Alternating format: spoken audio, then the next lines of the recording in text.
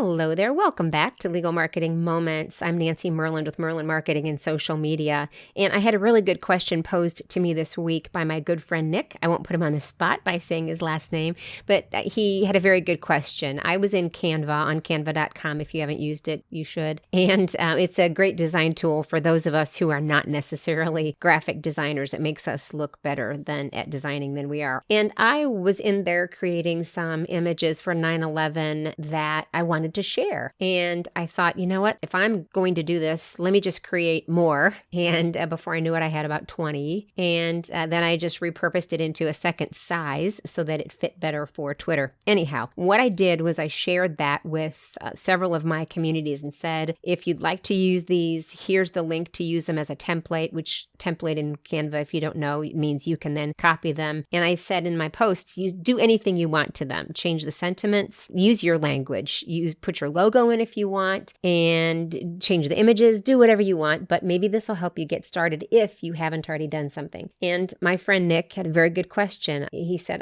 basically, and I'm paraphrasing now, I've been told that it's not necessarily a good practice to do that and in essence, take the spotlight or take advantage of days such as these. Again, not his words, I'm just paraphrasing. And what I said to him, and I'm going to paraphrase me, was that if it's completely out of character with your brand and you don't have a habit of showing a soft side, a sentimental side, showing empathy, showing sympathy, showing understanding, and that's not your brand, then I would say that yes, popping up on a day like 9/11, then it will be out of character and it could come across as self-serving. I also think that the message that you put in there can also come across as self-serving. And even when I went back and put my logo in the ones that I shared, I dimmed it out and I took the transparency down to below 50%. It wasn't dominant. I didn't want that to stand out in a huge way. And so I think it's okay. I think if it's not within your brand, whether it's your firm or it's you personally as a professional, then don't do it.